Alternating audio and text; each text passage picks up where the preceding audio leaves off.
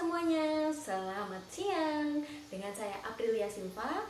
Kita kembali lagi di perkuliahan online untuk mata kuliah Ekonomi Sumber Daya Manusia yang di dosennya pengajarnya itu Pak Alif.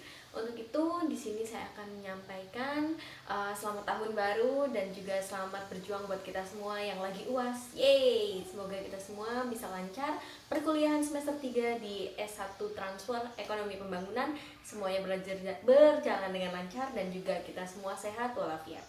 Oke, untuk selanjutnya kita akan membahas materi yang menjadi UAS kali ini.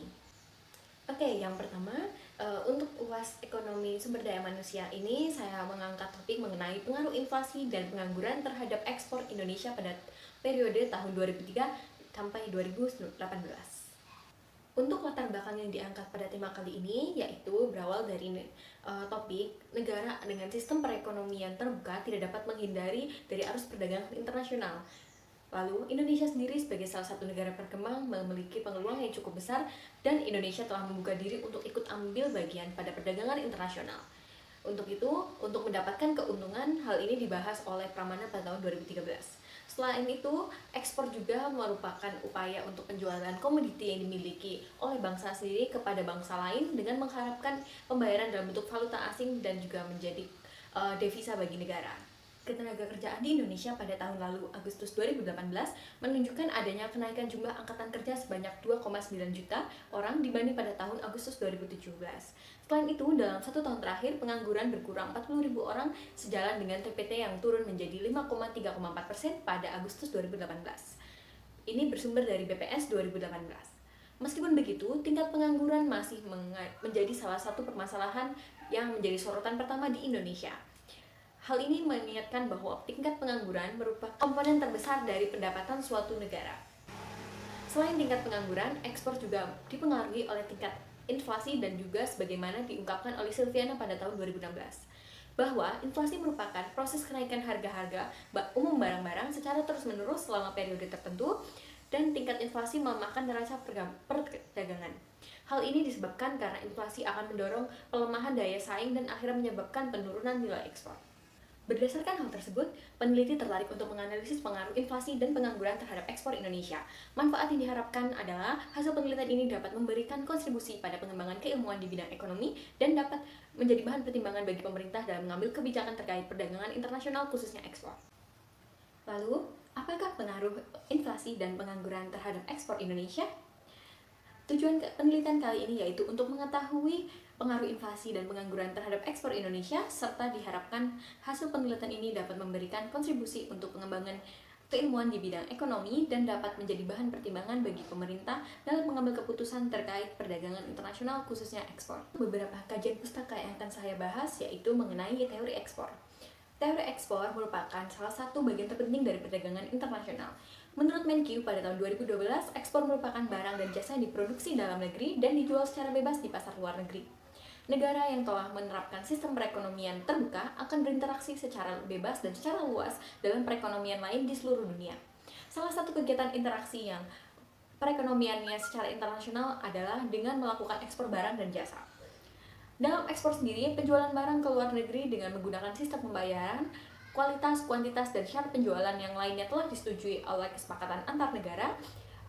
Untuk ekspor barang sendiri secara umumnya membutuhkan campur tangan dari bea cukai dari negara pengirim maupun negara penerima.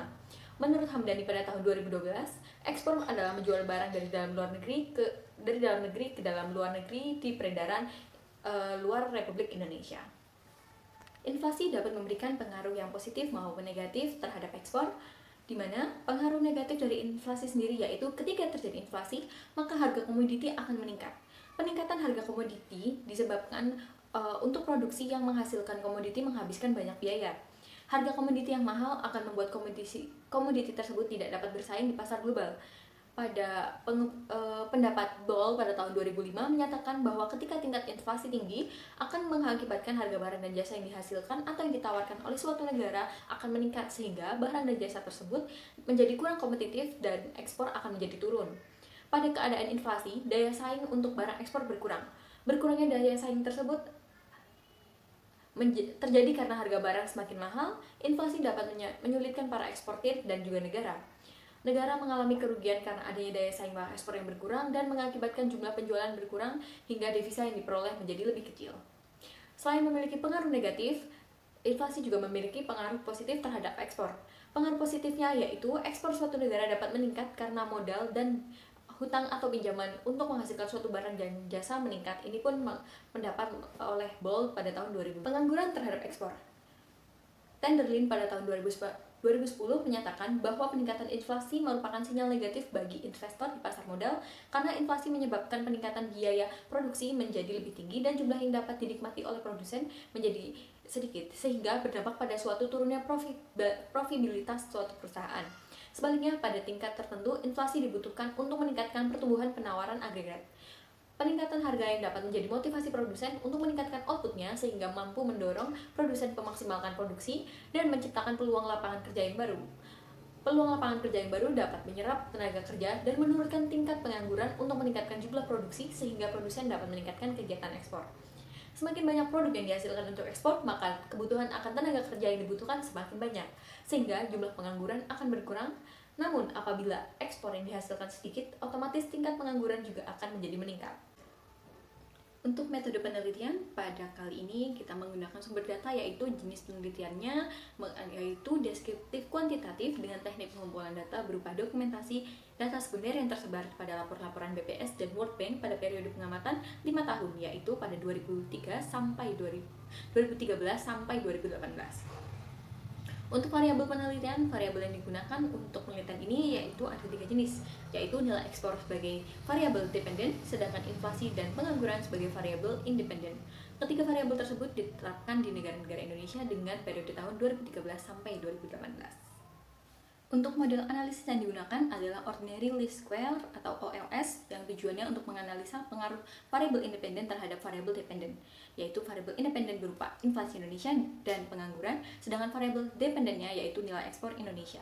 Adapun prosedur yang digunakan dalam penelitian ini yaitu sebagai berikut, yaitu langkah pertama mengumpulkan data dan mentransform ke dalam basis bulanan, lalu langkah kedua adalah melakukan uji regresi OLS. Analisis data yang digunakan adalah regresi linear berganda dengan alat analisis data yaitu menggunakan aplikasi SPSS. Adapun formula regresi linear berganda adalah sebagai berikut. Instrumen penelitian terdiri dari pengujian asumsi klasik yang setidaknya terdiri dari uji normalitas, heterodiksitas, autokorelasi, dan juga multikolerasi. Sehingga diharapkan dari hasil regresi akan bebas dari bias. Untuk uji normalitas bertujuan untuk mengetahui apakah data terdistribusi dengan normal, yang berarti bahwa sampel yang digunakan dalam penelitian ini mampu menggambarkan populasi keseluruhan. Uji normalitas dapat dilakukan dengan menggunakan P2P plot dan Kolmogorov-Smirnov. Dalam penelitian ini menulis menggunakan P2P plot dan data terdistribusi secara normal jika titik sebaran data terdistribusi di sekitar garis diagonal. Uji multikoloranitas bertujuan untuk mengetahui adanya kolerasi antara variabel independen. Untuk mengetahui ada tidaknya multikolonialitas, setiap variabel harus memiliki nilai VIF di bawah 10 dan toleransi di atas 0,1. Uji heterodiksitas bertujuan untuk mengetahui apakah residual heterogen atau tidak. Untuk mengetahuinya dapat menggunakan grafik plotting, di mana jika terdapat pada pola tertentu maka dalam data tersebut digunakan untuk gejala heterodiksi. Uji autokolerasi berfungsi untuk mengetahui apakah sebuah data dipengaruhi oleh data itu sendiri dalam periode sebelumnya, dan hal ini biasanya terdapat dalam data time series. Untuk melakukan uji autokolerasi, penulis menggunakan uji Durbin-Watson test dan menggunakan metode Crow-Ken-Outcut untuk mengatasi isu autokorelasi jika ditemukan. Hasil penelitian ini yaitu untuk tabel koefisien memberikan informasi tentang persamaan regresi dan ada tidaknya pengaruh variabel inflasi dan pengangguran secara parsial terhadap variabel ekspor.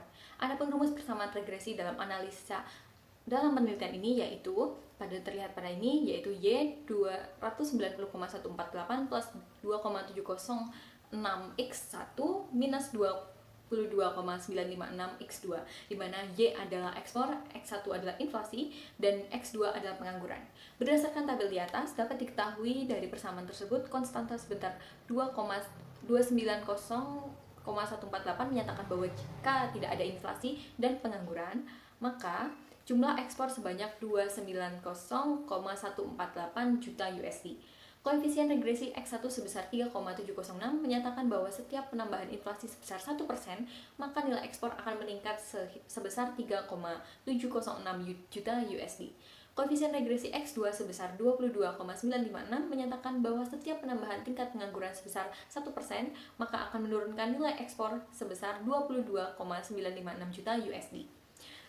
Oke, itu tadi adalah presentasi dari makalah UAS saya. Semoga bermanfaat.